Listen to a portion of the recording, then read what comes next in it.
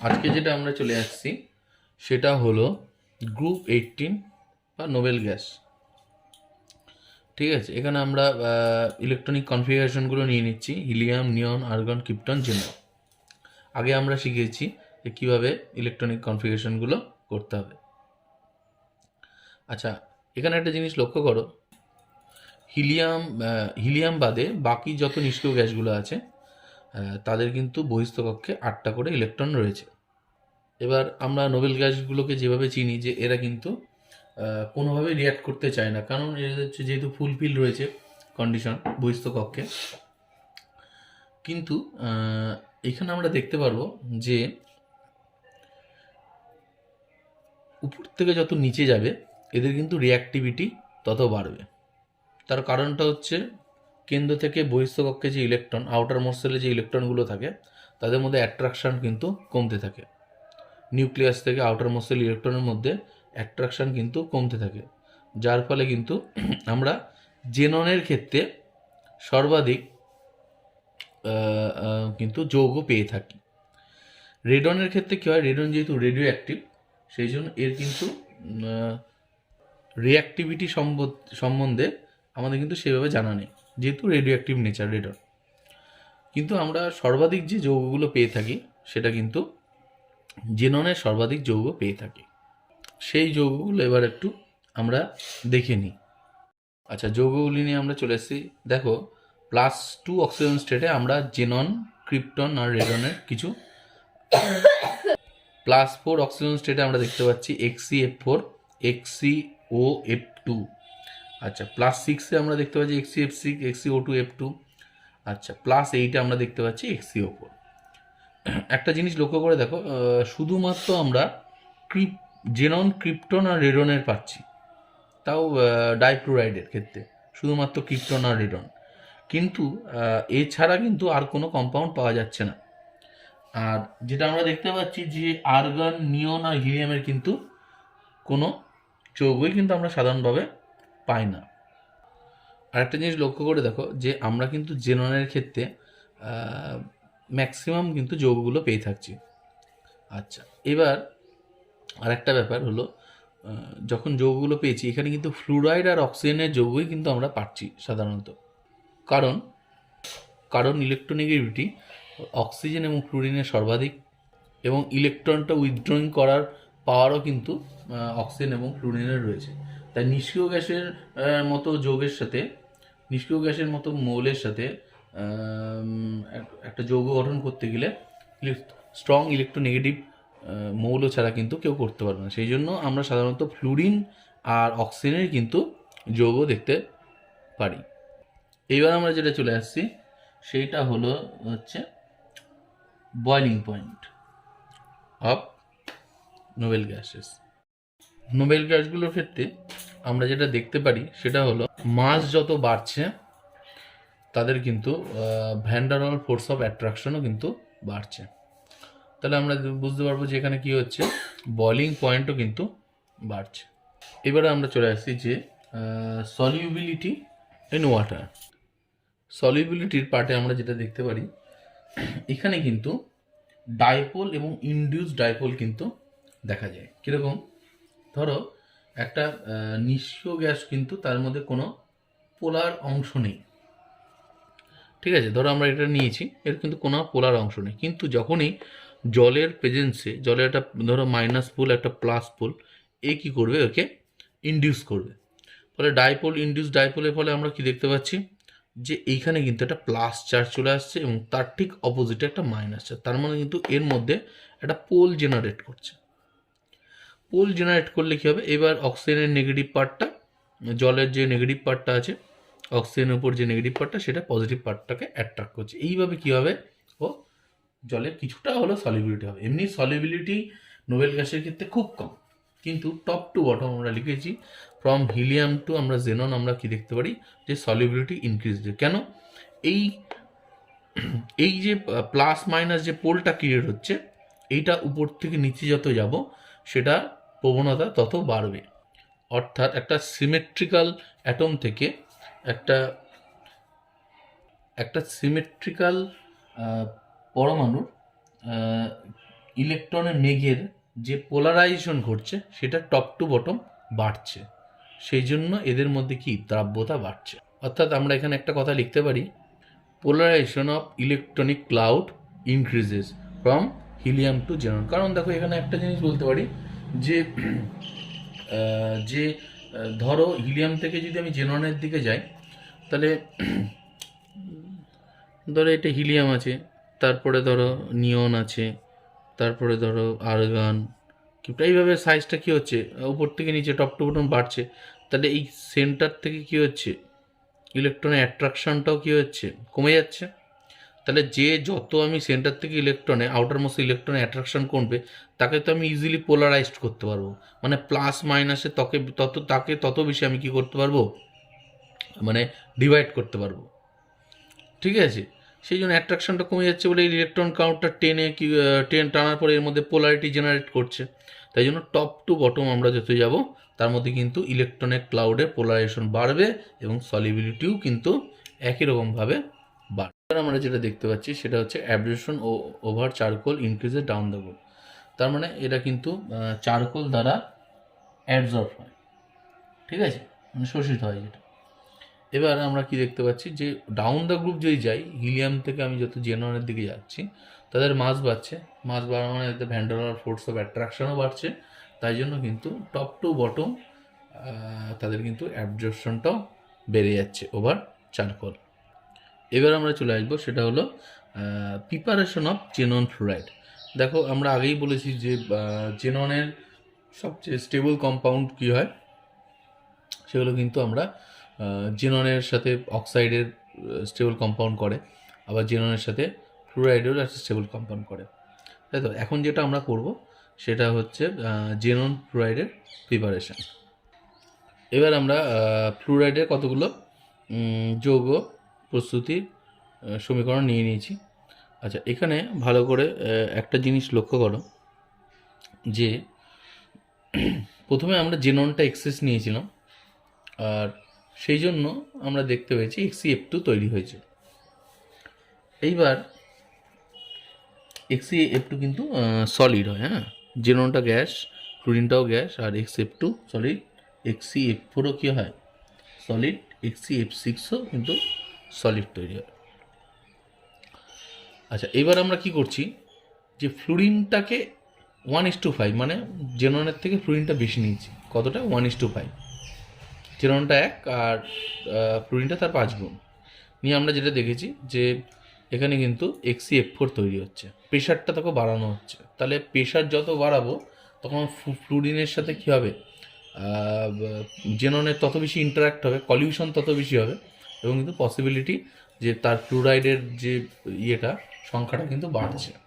এবার দেখো নেক্সট চলে আসছি, আমি 1:20 নিয়েছি, মানে জেনন জানিয়েছি তার 20 গুণ, মানে ফ্লুরিনটা প্রচুর এক্সেস নেওয়া হয়েছে এবং সেখানে কিন্তু প্রেশারটা অনেক বেশি, 60 বার প্রায়। তার মানে তার কলিউশনটা কিন্তু অনেক বেশি হবে, তাই তো। ফলে আমরা দেখব XeF6 তৈরি হচ্ছে, অর্থাৎ ফ্লুরিনের অ্যামাউন্ট যত আমাদের বাড়ছে তত কিন্তু যৌগতে ফ্লুরিনের সংখ্যাও কিন্তু আস্তে আস্তে বাড়ছে। ফ্লুরিন যেহেতু কি একটা নিষ্ক্রিয় গ্যাস, রিয়াকশন করতে যায় না, তাই জন্য জোর করে কী হয়, ফ্লুরিন বলছি কেন, জেনন যেহেতু একটু নিষ্ক্রিয় গ্যাস, ফ্লুরিনের সাথে সহজেই রিয়াক্ট করতে যায় না, তাই জন্য আমরা প্রেশার বৃদ্ধির সাথে সাথে আমরা তার কি তাদের কলিউশনের মাত্রাটা আমরা বৃদ্ধি করছি, এবং তারপরে কিন্তু জেননের বিভিন্ন ধরনের ফ্লুরাইডের যৌগ কিন্তু আমরা পাচ্ছি। এবার আমরা অক্সিডাইজিং প্রপার্টি অফ জেননে চলে আসছি। দেখো জেনন একটা নিষ্ক্রিয় গ্যাস, তাই তো, এ সবসময় চাইবে কি ওর অক্সিজেন যে স্টেটটা সবসময় 0 থাকুক, বাইরে কক্ষে 8টা সবসময় ইলেকট্রন রাখতে চায়। এবার ধরো আমরা XeF2 যদি নিই সাপোজ, বা যে কোনো যদি XeF2 নিই বা XeF6 নিই, হ্যাঁ, তাহলে অক্সিজেন স্টেটটা কত আসছে +6, এখানে কত আসছে +2, অর্থাৎ এরা কিন্তু +2 বা +6-এ থাকতে চায় না। আমরা কি করেছি, জোর করে ওখান থেকে ইলেকট্রন বার করে ফ্লুরাইডের যৌগ আমরা তৈরি করেছি। তাহলে এ সবসময় তার টেন্ডেন্সি থাকবে, এ দুটো ইলেকট্রন অ্যাকসেপ্ট করে জেননে আসতে চাইবে, আর এ কী করবে 6টা ইলেকট্রন অ্যাকসেপ্ট করে সবসময় জেনন জিরোতে আসতে চাইবে। এই জন্য জেননের ফ্লুরাইডগুলো কিন্তু সবসময় স্ট্রং অক্সিডাইজিং এজেন্ট হয়, নিজে রিডিউস হচ্ছে, অপরকে জারিত করছে। সেই জন্য একটা কোশ্চেন দেয় যে জেননের ফ্লুরাইডগুলো অক্সিডাইজিং রিজেন্ট হিসেবে কাজ করে কেন? তাহলে কিন্তু অ্যান্সার হবে সবসময় যে জেননের যে কোনো অক্সিজেন স্টেট থেকে সবসময় জেনন জিরোতে আসতে চায়, সেই জন্য জেননের ফ্লুরাইডগুলো অক্সিডাইজিং প্রপার্টি শো করে। ক্লিয়ার হয়েছে এটুকু? এবার আমরা কিছু অক্সিডাইজিং প্রপার্টির কিছু রিয়াকশন দেখে নিই, তাহলে আরও বিষয়টা পরিষ্কার হবে। এবার দেখো এখানে দেখো Xc2 সাথে কার রিয়াকশন হচ্ছে ক্লোরাইডের, সিএল কত হচ্ছে মাইনাস আছে, এখানে আমরা কত দেখতে পারি জিরো। তাহলে এখান থেকে আমরা বুঝতে পারলাম কি যে এ কিন্তু অক্সিডাইজ হয়ে গেছে। আর এখানে কিন্তু জেনন যেহেতু +2 ছিল সেখান থেকে জিরো হয়ে গেছে, মানে রিডিউস হয়েছে। এখানে আমরা চলে আসি বোর্ডের থেকে। বোর্ডের থেকে কী হয়েছে, এখানে কত ছিল +5 স্টেটে ছিল, সেখান থেকে +7 স্টেটে, মানে বোর্ডেরটা পার বোর্ডেটে কনভার্ট হয়েছে। আর এখানে জেনন +2 থেকে কিন্তু জেনন জিরোতে কনভার্ট হয়েছে। This is the process. Clear? Next আমরা যেটা চলে আসি ফ্লুরিনেটিং নেচার। অর্থাৎ এখানে একটা জিনিস তোমরা লক্ষ্য করো, এই অক্সিডাইজিং এজেন্ট থেকে আমরা কিছুটা লক্ষ্য করি, এটা কিন্তু জেনন যখন জিরোতে যাচ্ছে একটা কিন্তু F- ছেড়ে দিচ্ছে, এই যে H F-, মানে এখানেও F- হিসেবেই ছিল, -2 মানে একটা -1 করে F- হিসেবে ছেড়ে দিচ্ছে। এখানেও দেখো ভালো করে যে এখানে কিন্তু এর কিন্তু F-1 হিসেবে ছিল, এখানেও কিন্তু F-, মানে এফটা যেটা যৌগের সাথে ছিল সেই F- ছেড়ে দিচ্ছে। এবার এই F- যদি কেউ নিয়ে নেয় তাহলে সে একটা ফ্লুরাইড যৌগ তৈরি করবে। তার মানে জেনন ফ্লুরাইডগুলো কী করে F- ছেড়ে দিয়ে মানে কী হবে অন্য কোনো ফ্লুরাইড যৌগ তৈরি করবে। ঠিক আছে, তার মানে এর যে ধর্মটা সেটাকে আমরা বলবো ফ্লুরিনেটিং ধর্ম। সেটা আমরা কিছু এক্সাম্পলের মাধ্যমে দেখে নিচ্ছি। এবার আমরা রিয়াকশানটা নিয়ে নিচ্ছি। প্রথমেই দেখো SF4 আসছে, SF4 এর সাথে যখন জেনন টেট্রাফ্লুরাইডের সাথে যখন রিয়াক্ট হচ্ছে, ভালো করে দেখো এ কী করছে, এ কিন্তু ফ্লুরিনটা F- ট্রান্সফার করে দিচ্ছে সালফারকে। সালফার তখন কী হয়ে যাচ্ছে SF6-এ কনভার্ট হয়ে যাচ্ছে, SF6-এ কিন্তু কনভার্ট হয়। তাহলে কী করলো, সালফারে আরও ফ্লুরিনের সংখ্যা বাড়িয়ে দিল নিজে F- ছেড়ে। তাহলে এখানে একটা জিনিস লক্ষ্য করে দেখো, এ কী হচ্ছে কত আসছে +4 স্টেটে ছিল, +4 স্টেটে ছিল। এখানে দেখো সালফার কিন্তু কত স্টেটে হয়ে যাচ্ছে +6 স্টেটে হয়ে যাচ্ছে। তার মানে এখানে একটা জিনিস স্পষ্ট যে যখনই জেনন কী করছে, এটা কিন্তু অক্সিডাইজিং প্রপার্টি শো করছে, কারণ +4 থেকে নিজে রিডিউস হয়ে জিরো হয়েছে। হ্যাঁ, আর এখানে দেখো ফ্লুরিনটা ছেড়ে দিয়েছে, ফ্লুরিনটা ছেড়ে দিয়ে সেই সালফার সেটাকে অ্যাকসেপ্ট করে নিজে অক্সিডাইজ হয়ে গেছে। তাহলে এখানে আমরা দেখতে পাচ্ছি যে এটা রিডিউস হয়েছে, দেখো ভালো করে রিডাকশান, ঠিক আছে, আর এটা দেখো অক্সিডেশন। অর্থাৎ এখানে আমরা বুঝতে পারলাম যে জেনন কী করলো, ফ্লুরিনটা ছেড়ে দিয়ে সালফারের সাথে যুক্ত হয়ে সালফারটাকে অক্সিডাইজ করে দিল। ক্লিয়ার? আর নিজে রিডিউস হয়ে গেল। এটা অক্সিডাইজিং প্রপার্টিও শো করছে, আবার এসে ফ্লুরিনেটিং প্রপার্টিও কিন্তু শো করছে, অপরকে ফ্লুরিন দান করছে। নেক্সট একই রকমভাবে রিয়াকশন চলে আসছে BCl3-র সাথে XCF4-এর সাথে কী করছে, নিজে রিডিউস হচ্ছে, জেননে কনভার্ট হচ্ছে রিডিউসে, আর ওইদিকে BF3-তে কনভার্ট করে দিচ্ছে। ক্লিয়ার? এই হচ্ছে ব্যাপার। তারপরে যে লাস্টের রিয়াকশানটা, এটা খুবই গুরুত্বপূর্ণ রিয়াকশান, XCF6 সাথে SiO2। এখানে যে কোশ্চেনটা দেয় যে XCF6-এর সাথে গ্লাসে XCF6টা গ্লাসে স্টোর করা হয় না কেন? তাহলে যে কোশ্চেনটা দেয় সেখানে বলা থাকে যে XCF6-কে কেন গ্লাস কন্টেনারে স্টোর করা হয় না। তার কারণ কিন্তু একটাই, গ্লাস মানে কি, এটা SiO2, তাই তো, সিলিকন ডাইঅক্সাইড তার মধ্যে থাকে, এবং XCF6-র সাথে রিয়াকশন করে কী হয় XCOF4 আর কিন্তু SiF4, মানে এটা কিন্তু ফ্লুরিনেটিং রিয়েজেন্ট হিসাবে কাজ করে। এইটাও কিন্তু এই গ্লাসে কেন স্টোর করা হয় না, এটারও সে একই অ্যান্সার হবে। পরিষ্কার? লাস্টের রিয়াকশানটা কিন্তু খুব মানে পূর্ণ। হ্যাঁ, দেখো যেটা চলে আসছি যে জেনন ফ্লুরাইড কিন্তু ক্যাটায়ন এবং অ্যানায়ন কিন্তু ফর্মেশন করে। কিভাবে দেখো, আমি রিয়াকশানগুলো প্রত্যেকটা বলছি তাহলে আরও হয়ে যাবে। দেখো XCF2, ধরো এর সাথে আমি নিলাম PF5, ঠিক আছে। ফসফরাস তো এর মধ্যে ভ্যাকেন্ট ডি থাকে, তাই না? এবার আর Xc(F4) তো Xc(F2) তো আমরা বলেছি অলরেডি, এরা হচ্ছে ফ্লুরিনেটিং রিএজেন্ট। তাহলে ধরো এখান থেকে একটা F মাইনাস ছেড়ে দিল, তাহলে কী হয়ে যাবে, Xc(F) মাথায় কী হয়ে যাবে, একটা প্লাস। আর এ কী করবে, ওই F মাইনাসটাও নিয়ে নেবে, তাহলে কী হবে, এই F মাইনাসটাও কী করবে, ও নিয়ে নেবে। তাহলে আমি এখানে বলতে পারি যে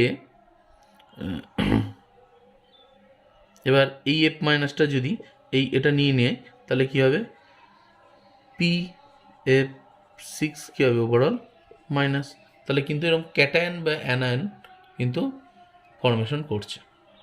আরেকটা আমি এক্সাম্পল নিয়ে নিচ্ছি, সেটা কি বলেছে, ধরো Xc(F4) প্লাস Sb(F5) মানে অ্যান্টিমনি পেন্টাফ্লোরাইড। একই রকমভাবে কী করবে, এ কিন্তু একটা ইলেকট্রন ছেড়ে দেবে, একটা F মাইনাস ছেড়ে দেবে যেন, তখন আমরা কি দেখতে পারবো যে এখানে আছে Xc(F3) মাথায় কী হয়ে যাবে, প্লাস, একটা F মাইনাস ছেড়ে দিয়েছে, আর এই কী হবে, সেটা F মাইনাসটা অ্যাকসেপ্ট করে কী করবে, Sb(F6) overall minus, cation ion কিন্তু ফর্মেশন করছে। এবার চলে আসছি হাইড্রোলিসিস অফ জেনন ফ্লোরাইড। মানে Xc ধরো F একটা আছে, ধরো কিছু একটা আছে, তাহলে এর মাথায় কি, ফ্লুরিনের তো মাইনাস সাইডটাকে স্ট্রং, তার মানে এর মাথায় একটা ভালো ডেল্টা পজিটিভ চার্জ তৈরি হচ্ছে, এবং এটা কি হবে, এটা ভালো হচ্ছে নিউক্লিওফিলিক সেন্টার। তাহলে এখান থেকে জল কী হবে, সাইজ বড়, সহজে অ্যাটাক করবে, আর এখান থেকে ফ্লুরিন বার করতে থাকবে। সেটা আমরা কিছু রিয়াকশনের মাধ্যমে দেখিনি যে কি আছে বা কি তৈরি হয়। এবার দেখো যেটা আমরা চলে আসছি সেটা হলো জলের সাথে Xc(F2) যখন রিয়াকশান হচ্ছে, তখন আমরা দেখতে পাচ্ছি যে এখানে জেনন হচ্ছে এবং সাথে HF এবং অক্সিজেন কিন্তু তৈরি হচ্ছে। দেখো এখানে যে ব্যাপারটা হয় সেটা হলো যে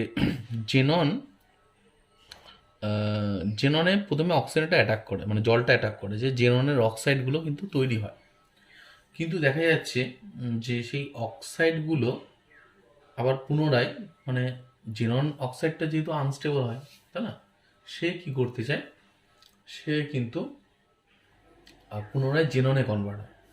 আর জেননে যখন কনভার্ট হয়, সে একটা প্রথমে জেনন অক্সাইড থেকে যখন জেননে কনভার্ট হয়, সে তাহলে কি করবে, সেই ইলেকট্রনটা অক্সিজেনের কাছ থেকে অ্যাকসেপ্ট করে এবং জেননে কনভার্ট হয়, আর অক্সাইডটা কী হয়ে যায়, অক্সিজেনে কনভার্ট হয়। ঠিক আছে, এখানে কতগুলো স্টেপ হয় আমরা এখানে রিয়াকশানে একবারে দেখানো হয়েছে। একই রকমভাবে দেখো জেনন Xc(F2) সে জল যখন রিয়েক্ট করছে, তখন আমরা জেননের অক্সাইড পাচ্ছি এবং তার সাথে আমরা জেননও পাচ্ছি। ঠিক আছে, ডিপেন্ড করছে এটা ফ্লুরাইডটার উপরে ডিপেন্ড করে এই প্রোডাক্টগুলো কিন্তু আসছে। নেক্সট দেখো আমরা যেটা আসছি সেটা হলো Xc(F6).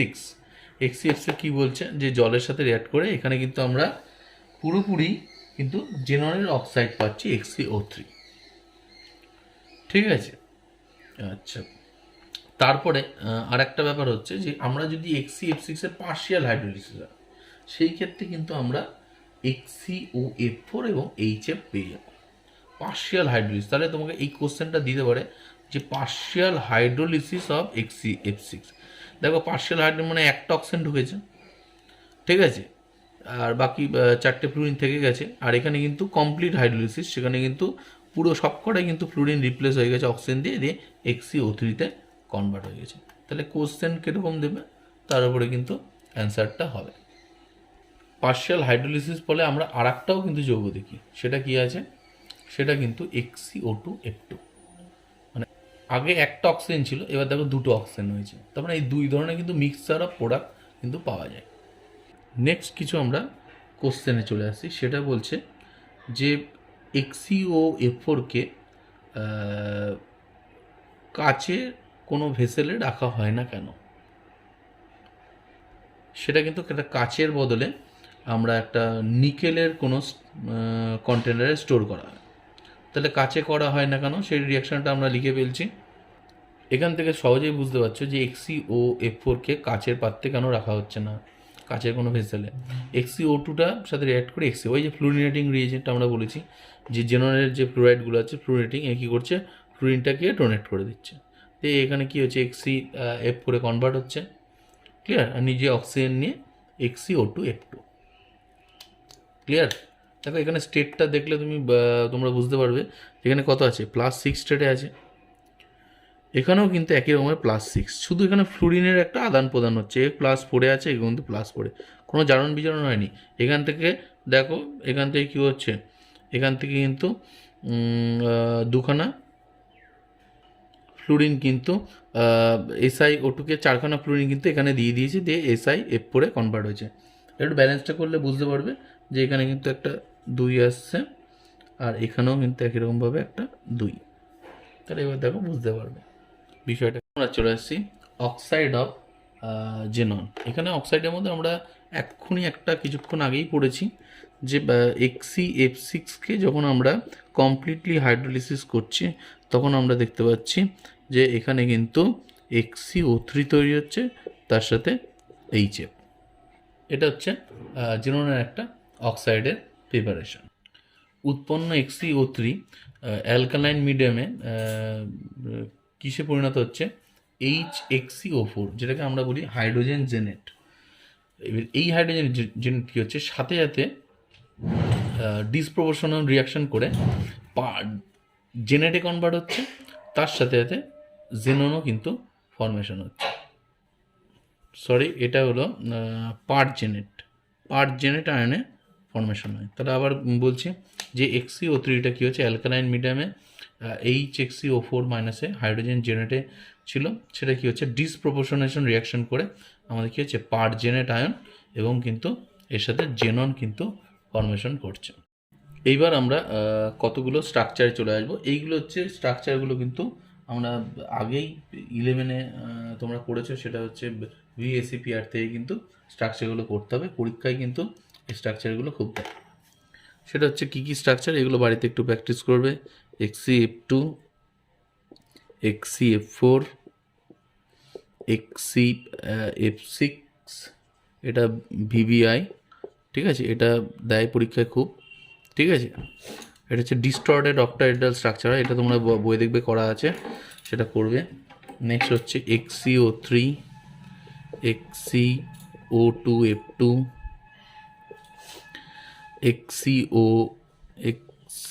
XeOF4, এর সাথে XeO4। এতগুলো স্ট্রাকচার কিন্তু বাড়িতে করতে হবে ইউজিং VSEPR থিওরি দিয়ে। আচ্ছা, এখানে একটা কথা বলে রাখি যে একটা কোশ্চেন এসেছিল, সেটা একটু আলোচনা করি, তাহলে আরও বিষয়টা পরিষ্কার হবে। কোশ্চেনটা হলো যে XeF4 স্ট্রাকচারটা করতে দিয়েছিল, সেখানে বলেছিল যে এটা দেখো জেননের বাইরে কতগুলো আছে, 8টা ইলেকট্রন আর 4টে ফ্লুরিন কত দেবে, 4টে, টোটাল 12টা মানে হচ্ছে পেয়ার কতগুলো থাকবে, 6টা পেয়ার, তার মানে হচ্ছে অক্টাহেড্রাল স্ট্রাকচার হবে। তাহলে আমরা একটু স্ট্রাকচারটা এঁকে ফেলি। এই জেনন জেনন, আচ্ছা, এখানে ফ্লুরিন 4টে পেয়ারগুলো আর 2টো পেয়ার লোন পেয়ার হিসেবে থাকবে। এই দুটোকে অপোজিট রাখা হচ্ছে কারণ সবচেয়ে স্টেবল হবে, নাহলে লোন পেয়ার তৈরি পারছো না। আচ্ছা, এখানে বলছে নাম্বার অফ লোন পেয়ার কতগুলো আছে। দেখো, অনেকে বলছে যে নাম্বার অফ লোন পেয়ার 2টো আছে, কিন্তু এখানে যখন নাম্বার অফ লোন পেয়ার বলে দেবে তখন কিন্তু ফ্লুরিনের উপর লোন পেয়ারগুলো কনসিডার করতে হবে। তা প্রত্যেকটা ফ্লুরিন এখন 3টে করে আছে, 1 2 3 4, তার মানে 4 3 4 12 আর 2 14, তাহলে টোটাল কিন্তু লোন পেয়ার যদি বলে লোন পেয়ার, তাহলে কিন্তু 14টা লোন পেয়ার আছে, এটা কিন্তু মাথায় রাখতে হবে। আর যদি বলে যে number of lone pair on xenon atom, তাহলে কিন্তু তখন 2টো আসবে। এই জায়গাটা কিন্তু বুঝতে হবে, এটা কিন্তু মনে রাখতে হবে, ঠিক আছে। কোশ্চেনটার উপরে কিন্তু সেই বুঝেই কিন্তু অ্যান্সারগুলো করতে হবে, ঠিক আছে। আচ্ছা, আরও 2টো স্ট্রাকচার বাড়িতে দিয়ে দিচ্ছি, সেটা হলো XeOF4, এই স্ট্রাকচারটাও দেয়, আর XeO2F4 এটাও দেয় আর কি। প্রত্যেকটা বাড়িতে চেষ্টা করবে একই রকম VSEPR থিওরি দিয়ে যেরকম করেছিলে আগে, হ্যাঁ, সেইভাবে চেষ্টা করবে। আচ্ছা, জেনন যে গ্রুপ আমরা যেটা করলাম, এটা মোটামুটি শেষ, ঠিক আছে। গ্রুপ 18 এই এতটুকু পড়লেই যথেষ্ট, ঠিক আছে। পরের ভিডিওতে দেখা হচ্ছে।